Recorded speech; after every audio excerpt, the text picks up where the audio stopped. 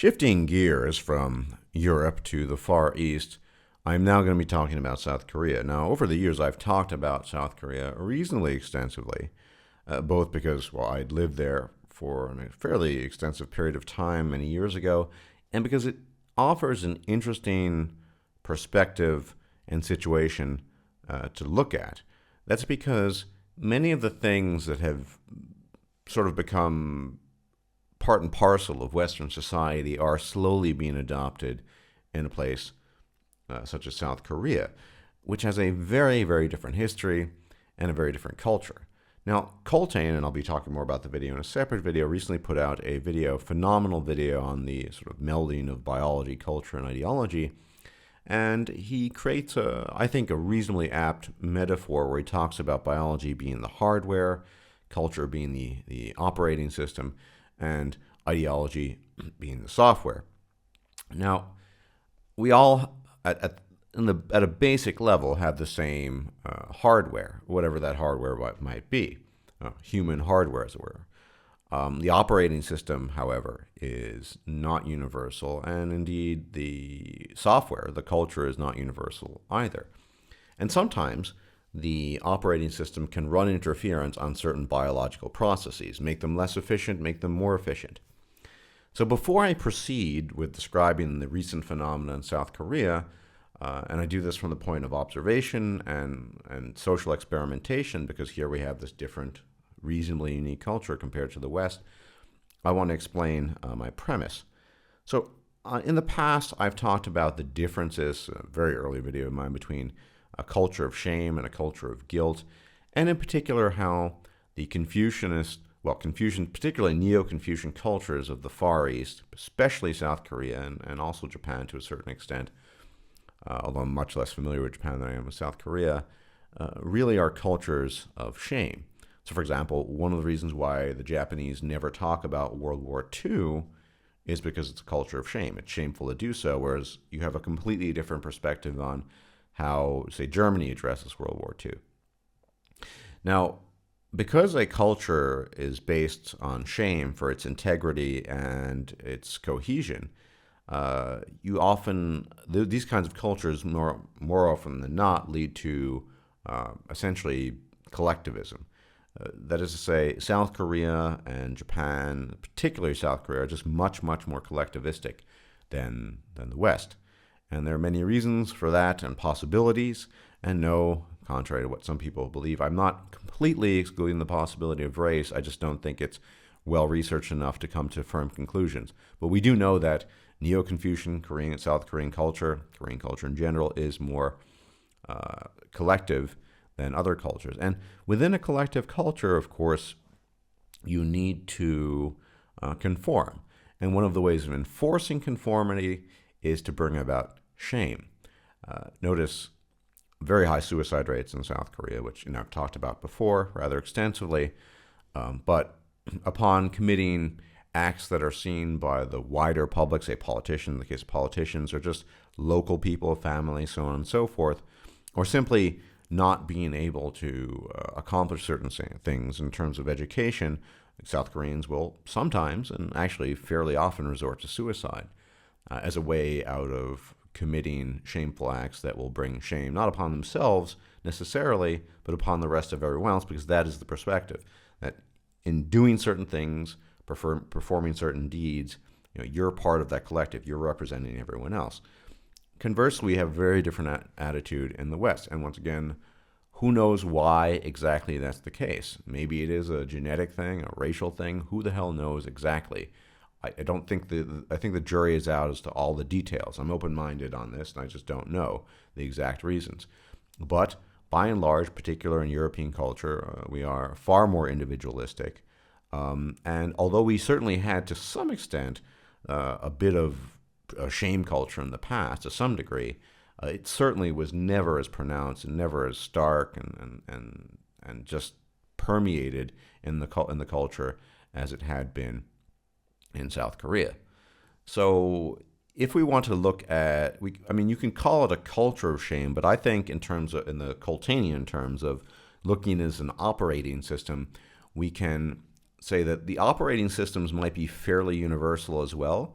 in terms of human beings and human interaction. But what you might then get are variations, which is to say, some people in certain parts of the world might stress certain aspects of the operating system more than others. In the case of Neo-Confucian South Korea, you have more shame. We don't have that in the West. I think in not to any small measure, many of the things that have come to pass in the West were much more permissible and happened as quickly as they did because we have a culture of individualism, because a culture of shame, and as I'll be talking about these things in South Korea, serves as a buffer against it and certainly is something that mitigates the process. So in the links you'll see in the low bar, there's mention of all kinds of things going on in South Korea. One of them is talk about the wage gap, disadvantages women have towards work. And even though it's covered under the, I would say, the illusion of certain cultural aspects, such as, patriarchy and what have you, a lot of it boils down to, as it's stated in the articles, women, having to marry and then thus opting out of the workforce. Now, unlike many Western countries, where maternity leave is seen as some sort of right, in fact, in some places, you can get 18 weeks off in terms of paid vacation to hang out with your kids. You don't really have that in South Korea, not to that extent at least. And so women are often forced to make a decision between, say, family and career or work, and no, that's life. There is no, that idea of paid vacation to hang out with your kids isn't yet there. But we see whisperings and murmurings and talk about wage gap and the conflicting interests of motherhood and starting a family versus obligations at work, and how women have this difficult choice, which according to feminists and those in the West is, this has been sorted and solved, of course, because 18 weeks paid vacation, such as at Google, if you're a mother recently given birth, you'll have 18 weeks of paid vacation, and then you can just go back to work. Isn't that nice? That's sorted in the West because that's just the way it is, right? Maternity leave is a fundamental human right. Not so much in South Korea, but we see South Korea slowly but surely inching towards that idea because it's talking about some of these old shibboleths about pay gaps and wage gaps, and even that more women are participating in the workforce versus men, and so on and so forth. But it doesn't just stop there. Some other interesting things that are occurring in South Korea. More and more women are participating in the military. Now, it's not because they have an obligation, though. South Korea, as many of you know, has a minimal requirement of 21 months of service in the military, and that is an obligation for all able-bodied males. Now, you can postpone that, you can defer for a little bit. Eventually, they will catch up to you. And if you don't serve in the military, you'll be essentially deported and left. You lose your citizenship and you're deported out of the country, kicked out of the country. So men have to do this. Women now are jumping on the military bandwagon, not because they feel some sort of patriotic and nationalist obligation or sense of duty, but because of the fringe benefits. They're getting employment benefits related to the military and then after military service. And this is, of course, in the rhetoric of the article, you can see being hailed as a good thing and so on and so forth. But we also know, based on things I've talked about in the past and evidence other people have adduced and talked about, that women, as far as in all male companies, tend to be quite disruptive to unit cohesion and so on and so forth. And more importantly, that they're doing it just for the goodies they receive, right? Which, it's not unheard of. Many people in the United States, poor people, join the military because they just have more limited options, and it's one way of getting out of poverty, frankly speaking. I don't blame them per se. But I think the most interesting aspect of what's going on in South Korea is sort of the rise of single parenthood, as it were. And of course, single parenthood can be seen as a kind of a euphemism for single motherhood. The term is single parenthood, but nobody really means single fathers. Sure, there are probably some single fathers among these numbers, but by and large, single parenthood equates to single motherhood. And several articles covering this. Now, this particular article that I'm referencing here dates back to 2009, so it's close to 7 years old by now. And the particular data it references is even older, from 2007. So we're talking close to 10 years. Times have moved on, and we can talk about that maybe at a later date. But I'm quoting from the article. In 2007, 7,774 babies were born out of wedlock in South Korea, 1.6% of all births. By contrast, in the United States, nearly 40% of babies born in 2007 had unmarried mothers, according to the National Center for Health Statistics. Nearly 96% of unwed pregnant women in South Korea choose abortion. And this was in 2009, 2007, according to the Ministry for Health, Welfare, and Family Affairs. Of unmarried women who give birth, about 70% are believed to give up their babies for adoption, according to a government finance survey that's in South Korea. In the United States, the figure is 1%, the Health Human Service Department reports. Now,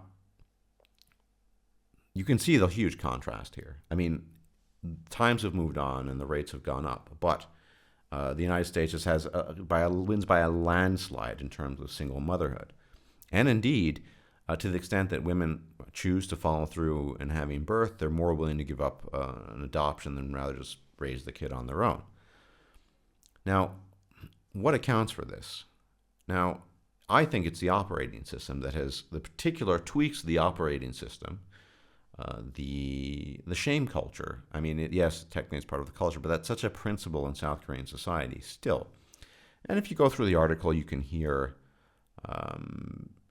listen to this. So, for example, quote, "But we don't see a campaign for unmarried mothers to raise our own children," said Lee Mi-kyung, a 33-year-old unwed mother. "Once you become an unwed mom, you're branded as immoral and a failure.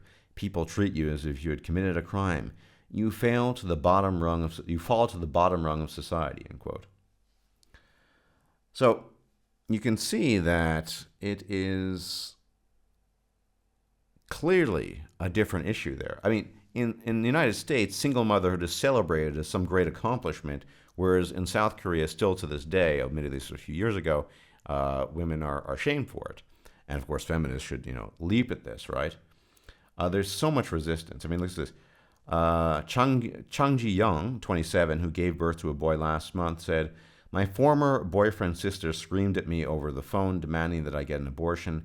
His mother and sister said it was up to them to decide what to do with my baby because it was their family's seed." And so, I mean, these are not discussions you have in the context of the United States. The power of shame is an enormously powerful force, an enormously powerful blockade when it comes to regulating society, in particular, runaway gynocentrism. It's safe to say that, yes, all civilized societies tend to have gynocentric tendencies, but if you contrast the runaway gynocentrism of, say, American society or Canadian society or British society, these are not discussions that are had. And so in South Korea, you see a slow but sure crawl and creep towards the kind of Western model, but many of the things aren't in place there, like the paid 18-week vacation that women who decide to pop babies out of their vaginas get to have.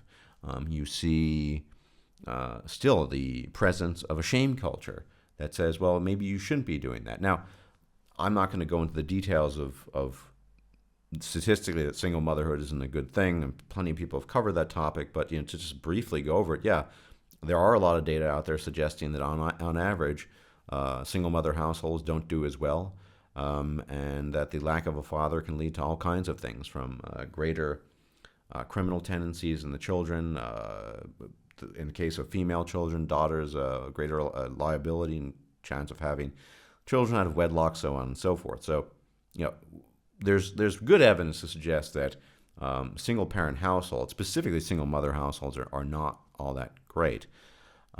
And South Korea still kind of reinforces that to some degree.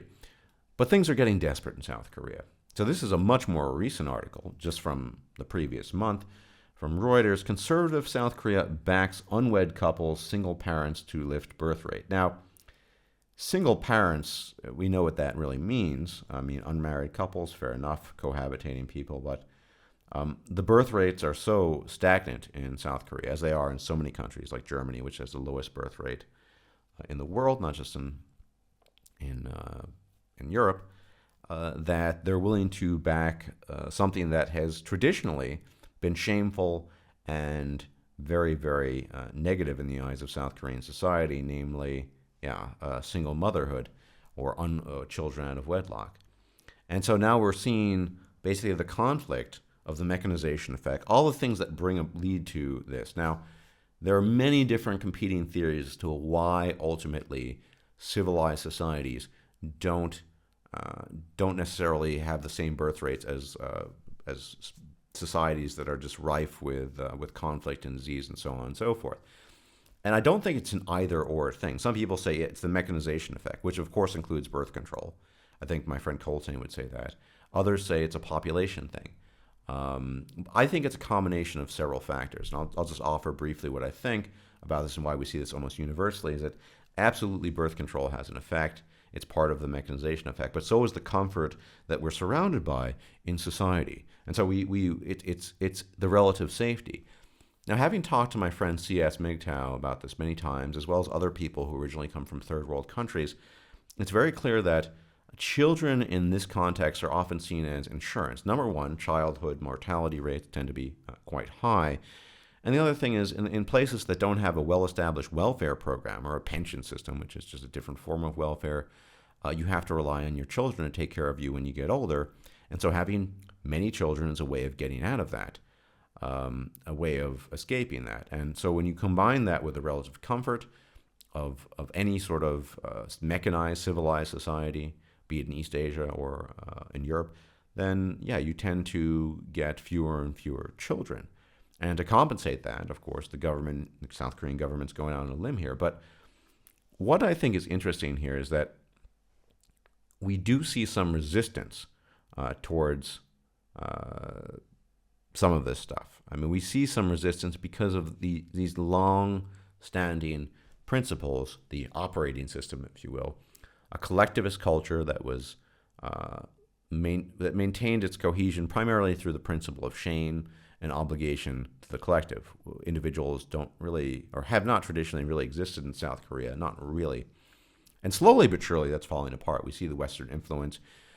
You could argue, I suppose, that say K-pop culture is somehow Western influence, but I mean, even that's very collectivistic. Who do you like? What K-pop band do you like? That too will be delineated very often by common opinion and common perception.